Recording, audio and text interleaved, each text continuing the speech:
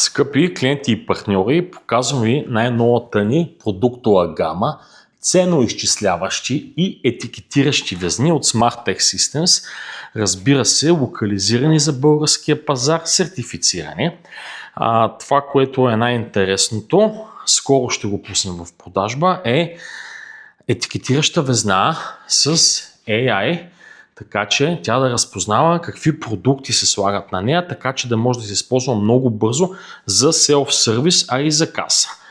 Точно до нея, на същата база, ни е везната с двоен дисплей, етикетираща везна с двоен дисплей от SmartTech Systems, която е с Touch Screen и печата етикети. Всякакъв формат с супер висока резолюция, супер качествена везна, на която може да прожектирате вашите реклами отзад.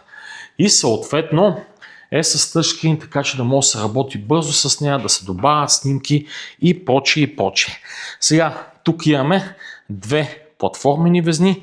Това не е малката платформена везна. Естествено, всички наши везни са с комуникация Virtual.com на USB. Тази платформена везна, тя е за киоски, за ритейл, няма да ви обяснявам. Реално това не е везна, която може да ползвате за чекаут везна при продажби и когато ви трябва по-компактна везничка, която не взема много място и има комуникация. Съответно имаме си стандартните конвенционални етикетиращи везни с клавиатура, който си обича олдскула. Това изделие е за него, съответно и на много по-добра цена, отколкото тези с тъч дисплеите. Разбира се, тъч дисплея малко по-скъпо. И тук двете матри, това и това е една и съща везна, просто едната има кула тип дисплей, а другата дисплея и е тук отдолу, не е на кула.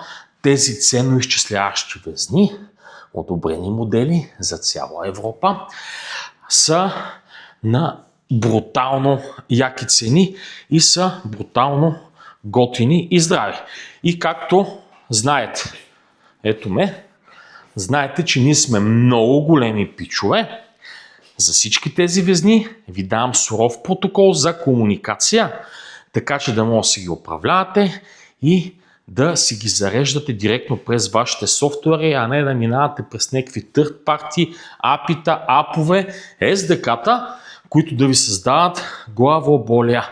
Така, това са нашите етикетиращи и ценоизчисляващи везни от STS.